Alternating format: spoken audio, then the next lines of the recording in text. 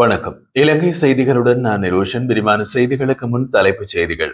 முன்னாள் ஜனாதிபதிகளின் ஓய்வூதியம் நிறுத்தப்படுவதாக சட்டமூலத்தில் எங்கேயும் குறிப்பிடப்படவில்லை என்று பேராசிரியரும் சட்டத்தரணியுமான பிரதீபா மகாநாமஹேவா தெரிவிப்பு.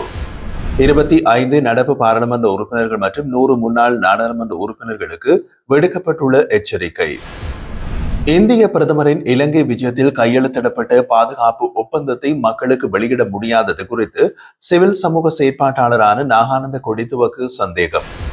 திருகோணமலை கடற்படை தளத்தின் நிலத்தடி சிறைகளில் தனிநபர்கள் தடுத்து வைக்கப்பட்டிருந்ததாக கூறப்படும் சம்பவம் தொடர்பாக புலனாய்வுத்துறை விசாரணை. இனி விரிவான செய்திகள்.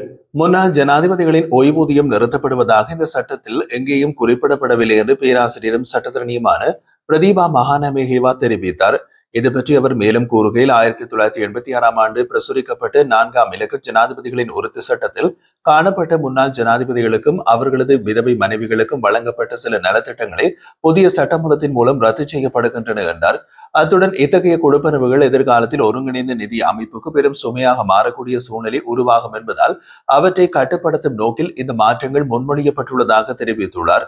இந்த சட்டம் மூலம் நடைமுறைக்கு வந்தால் முன்னாள் ஜனாதிபதிகள் மற்றும் அவர்களது விதவை மனைவிகள் பயன்படுத்தும் வீடுகள், வாகனங்கள் மற்றும் அவர்களுக்கு வழங்கப்படும் பணியாளர்கள் உள்ளிட்ட அனைத்து வகையான சிறப்புரிமைகளும் ஒப்படைக்கப்பட வேண்டிய நிலைமை ஏற்படும். மேலும் அவர்களுக்கான வேறு பல நலன்களும் நிறுத்தப்படும் என்று அவர் தெரிவித்திருந்தார். முன்னாள் ஜனாதிபதிகளுக்கான சிறப்புரிமைகளை ரத்து செய்யும் நோக்கில் தயாரிக்கப்பட்டுள்ள இந்த சட்டமூலத்தில் வர்த்தமானி அறிவித்தல் நேற்று வெளியிடப்பட்டுள்ளது. இது நீதி மற்றும் தேசிய ஒருமைப்பாட்டு அமைச்சின் பரிந்துரையின் பேரில் வெளியிடப்பட்டதாகவும் 2025ஆம் ஆண்டு ஜனாதிபதிகளின் உறுதி சட்டம் என்று இதில் புதிய சட்டம் அழைக்கப்படும் என்றும் அவர் கூறினார். ஊழல் குற்றச்சாட்டில் கைது செய்யப்பட்டு விளக்கமறியலில் இருந்த முன்னாள் அமைச்சர் எஸ். எம். சந்திரசேனவுக்கு கொழும்பு தலைமை நீதவான் நீதிமன்றம் இன்று பிணை வழங்கியுள்ளது. நீதிமன்றத்தில் சந்தேக நபரை 50,000 ரொக்கப்பணையில் மற்றும் தலா 5 மில்லியன் பெறுமதியுள்ள 2 சரீர பிணைகளில் விடுவிக்க உத்தரவு பிறப்பிக்கப்பட்டது. மேலும் அவருக்கு வெளிநாடு செல்ல தடை விதிக்கப்பட்டதோடு தனது கடவுச்சீட்டை நீதிமன்றத்தில் ஒப்படைக்க வேண்டும் என்றும் உத்தரவு பிறப்பிக்கப்பட்டுள்ளது. இந்த வழக்கு மீதான மேலதிக விசாரணைகள் 2026ஆம் ஆண்டு 9ஆம் தேதி ஜனவரி மாதத்திற்கு ஒத்திவைக்கப்பட்டுள்ளன. 2015ஆம் ஆண்டு ஜனாதிபதி தேர்தல் காலத்தில் 2.5 கோடி பெறுமதியான சோழ விதைகள் அவரது ஆதரவாளர்களுக்கு விநியோகிக்கப்பட்டதாக உள்ள குற்றச்சாட்டுக்கு இணையாகவே இந்த கைது இடம்பெற்றிருந்தமை குறிப்பிடத்தக்கது. சமஷ்டி கோரிக்கைகளை முன்னிறுத்தி வடக்கு கிழக்கு ஒருங்கிணைப்பு குழு முன்னெடுத்துள்ள 100 நாள் கவனஈர்ப்பு போராட்டம் இன்று கிளிநொச்சியில் ஆரம்பமானது. தமிழ் மக்களுக்கு நிரந்தர அரசியல் தீர்வை பெற்றுத்தர வேண்டிய நோக்கத்துடன் வடக்கு கிழக்கு ஒருங்கிணைப்பு குழு தொடர்ந்து பல்வேறு நிலைகளில் பணியாற்றி வருகின்றது. இதன் ஒரு பகுதியாக 2022ஆம் ஆண்டு ஆகஸ்ட் மாதம் 1ஆம் தேதியில் தொடங்கிய 100 நாள் செயல்முறைவு என்ற அடிப்படையில் ஒருங்கிணைந்த வடக்கு மற்றும் கிழக்கு மாகாணத்திற்கு மீளப்பெற முடியாத வகையில் சமஷ்டி அடிப்படையிலான அரசியல் தீர்வை கோரி தொடர் கவனஈர்ப்பு நடவடிக்கைகள் முன்னெடுக்கப்பட்டிருந்தன. அதன் தொடர்ச்சியாக 2025ஆம் ஆண்டு ஆகஸ்ட் 1ஆம் தேதியில் கார்த்திகை 8ஆம் தேதி வரை 100 நாட்கள் தொடர்ந்து சுழற்சி முறையில் வடக்கு மற்றும் கிழக்கு மாகாணங்களை சேர்ந்த 8 மாவட்டங்களிலும் கவனஈர்ப்பு போராட்டம் நடத்தப்படும்.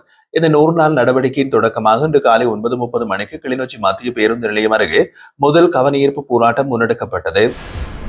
25 நடப்பு நாடாளுமன்ற உறுப்பினர்கள் மற்றும் 100 முன்னாள் உறுப்பினர்களின் சொத்துக்கள் மற்றும் கடன்கள் தொடர்பான விவரங்களை சமர்ப்பிக்காததற்காக எச்சரிக்கை கடிதங்கள் அனுப்பப்பட்டுள்ளன. லஞ்சம், ஊழல் மற்றும் மோசடி தவிர்ப்பு விசாரணை ஆணைக்குழுவின் பரிந்துரையின் பேரில் இந்த எச்சரிக்கை கடிதங்களை சபாநாயகர் ஜெகத் விக்ரமரத்ன அனுப்பியுள்ளார். சொத்துக்கள் மற்றும் கடன்கள் பற்றிய சட்டத்தின்படி ஒவ்வொரு நாடாளுமன்ற உறுப்பினரும் ஒவ்வொரு ஆண்டும் மார்ச் 31ஆம் தேதிக்குள் தங்களுடைய சொத்துக்கள் மற்றும் பொறுப்புகள் பற்றிய முழுமையான விவரங்களை ஜூன் 30ஆம் தேதிக்குள் சபாநாயகரிடம் சமர்ப்பிக்க வேண்டியது கட்டாயம் உள்ளது.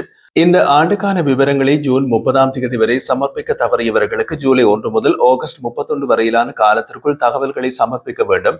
இந்த காலகட்டத்தில் விவரங்களை வழங்கும் போது அபராத தொகையும் வசூலிக்கப்படும் என்று பாராளுமன்ற தகவல்கள் தெரிவிக்கின்றன. சிவில் சமூக செயற்பாட்டாளரான நாகானந்த கொடித்துவக்கவின் கருத்தின்படி இந்திய பிரதமரின் இலங்கை விஜயத்தின் போது கையெழுத்திடப்பட்ட பாதுகாப்பு ஒப்பந்தத்தை பொதுமக்களுக்கு வெளியிட முடியாது என்று அரசாங்கம் அதிகாரப்பூர்வமாக அறிவித்துள்ளதாக கூறப்பட்டுள்ளது. சட்டமா அதிபரின் ஆலோசனைகளுக்கு அமைய இந்த முடிவை அமைச்சரவையின் செயலாளர் உச்ச நீதிமன்றத்தில் அறிக்கையாக சமர்ப்பித்துள்ளார் என்றும் அவர் தெரிவித்துள்ளார். இந்தியா அந்த ஒப்பந்தம் தொடர்பான தகவல்களை வெளியிட விரும்பவில்லை என்பதற்காகவே இவ்வாறு நடவடிக்கை எடுக்கப்பட்டுள்ளது என்றும் அவர் கூறியுள்ளார். இது தொடர்பான தகவல்களை பொதுமக்களுக்கு வெளியிட முடியாத நிலைமை ஏற்பட்டால் அவை நீதிமன்றத்தில் மட்டும் சமர்ப்பிக்கப்படலாம் என்றும் அரசாங்கம் விளக்கமளித்துள்ளதாகவும் அவர் கூறியிருந்தார். இந்த நிலையில் இந்த நடவடிக்கை நாட்டின் இறையாண்மைக்கு பெரிதும் பாதிப்பை ஏற்படுத்துகிறது என்றும் நீதித்துறையும் கூட இந்தியாவிடம் பணிந்து நடந்து நாட்டின் குடிமக்களின் அடிப்படை உரிமைகளை மீறுகின்றதாகவும் நாகானந்த கடும் விமர்சனம் செய்துள்ளார். தமிழ் தேசிய மக்கள் முன்னணியுடன் சந்திப்பிற்காக தமிழரசு கட்சியினால் நேற்று ஒரு வேண்டுகோள் விடுக்கப்பட்டதாக முன்னணியின் தலைவர் மற்றும் நாடாளுமன்ற உறுப்பினர் கஜேந்திரகுமார் பொன்னம்பலம் தெரிவித்திருந்தார். இது ஒருங்கிணைந்த பொதுவான வேலை திட்டத்தில் இணைவதற்கான ஆரம்ப கட்ட பேச்சுவார்த்தை என்று கூறப்பட்டுள்ளதாகவும் அவர் குறிப்பிட்டார். அவர் மேலும் கூறுகையில், தற்போது ஜெனீவாவில் நடைபெறவுள்ள அமர்வுகளை முன்னிட்டு பொறுப்பு கூறலுக்கு இணையான ஒரு பொது தீர்மானம் தயாராகி வருகிறது. அதற்காக தமிழரசு கட்சியினை அழைக்க முன்பதாகவே நாம் முயற்சி செய்தோம். ஆனால் அவர்கள் அந்த அமர்வில் பங்கேற்கவில்லை. இப்போது அந்த முயற்சியில் இறுதி வடிவமாக ஒரு மகஜர் தயாரிக்கப்பட்டுள்ளது. அதில் பங்கேற்ற அனைத்து தரப்பினரும் கையொப்பமிட்டுள்ளனர். தற்போது தமிழரசு கட்சியின் கையொப்பம் மட்டும் சேர வேண்டும். எனவே அவர்கள் விரைவில் இது குறித்து முடிவெடுக்க வேண்டும். தமிழரசு கட்சி நாளை யாழ்ப்பாணத்தில் செயற்குழு அல்லது மத்திய குழு கூட்டம் நடத்த உள்ளதாகவும் அந்த கூட்டத்தின் இந்த விவகாரம் பரிசீலிக்கப்படும் என்றும் அவர்கள் எங்களிடம் தெரிவித்திருந்தனர். கூட்டம் முடிந்ததும் ஆர்வம் தொடருமானால் நன்மையும் மற்றும் சிவில் சமூக அமைப்பினரையும் சந்தித்து முடிவுக்கு வர தயார் என்றும் அவர்கள் கூறியுள்ளனர். எங்களின் மற்றும் சிவில் சமூக அமைப்புகளின் நிலைப்பாடு மிகவும் தெளிவானது. மகஜரின் இறுதி வடிவத்தில் உள்ள உள்ளடக்கங்களை மாற்றுவது கடினம். ஏனெனில் கொள்கை அடிப்படையில் அனைத்து தரப்பினரும் ஏற்கனவே ஒருமனதாக ஒப்புதல் வழங்கி கையொப்பமிட்டுள்ளனர். ஆனால் மொழி அல்லது சொற்பதங்களில் சிறிய திருத்தங்களை மேற்கொள்வது தொடர்பாக நாங்கள் திறந்த மனப்பான்மையுடன் இருக்கின்றோம். மேலும் நாம் எழுதியுள்ள கருத்துக்களை மேலும் பலப்படுத்தும் வகையில் திருத்தங்களை செய்ய விரும்பினால் அதையும் பரிசீலிக்க தயார். ஆனால் ஏற்கனவே உள்ள முக்கியமான அம்சங்களை நீக்க முடியாது என்பதையும் தெளிவாக தெரிவித்துள்ளோம். நாளைய கூட்டத்திற்கு பிறகு அவர்களது முடிவை எதிர்பார்த்து உள்ளோம்.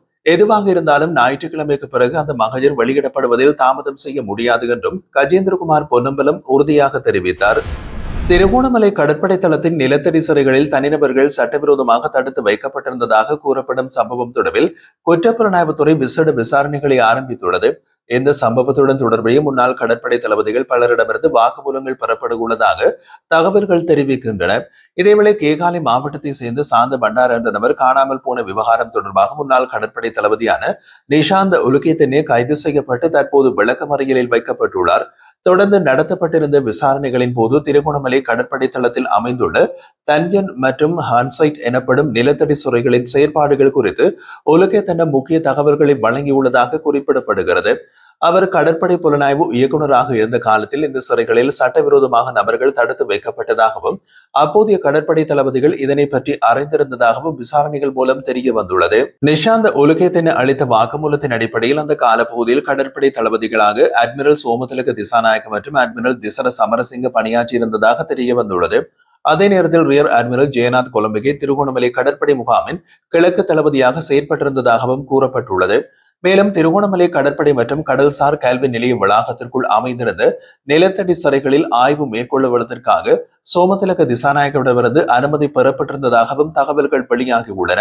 அதே நேரத்தில் உலகத்தினே புலனாய்வு இயக்குநராக இருந்த போது DP பிரேமரத்ன துணை இயக்குநராகவும் பிரசன்ன ஹேவாகே சிறப்பு கப்பல் படைப்பிரிவின் கட்டளை அதிகாரியாகவும் பணியாற்றியிருந்ததாகவும் அவர் அறிக்கையில் தெரிவித்துள்ளார். இந்த முன்னேற்றங்களின் அடிப்படையில் சாந்த பண்டார காணாமல் போனது தொடர்பான விசாரணைகள் மேலும் விரிவாக்கப்பட உள்ளன. முன்னாள் கடற்படை தளபதிகள் மற்றும் உயர் அதிகாரிகள் சிலர் வாக்குமூலங்களுக்காக அழைக்கப்பட உள்ளதாகவும் தகவல்கள் கூறுகின்றன. குறிப்பாக தஞ்சன் மற்றும் ஹன்சைட் எனப்படும் நிலத்தடி சிறைகளில் நடைபெற்ற சட்டவிரோத தடுப்பு நடவடிக்கைகள் மற்றும் அவை தொடர்பான காணாமல் போன விவகாரங்கள் தொடர்பாகவும் விசாரணைகள் தொடர்ந்து முன்னெடுக்கப்பட்டு வருகிறது.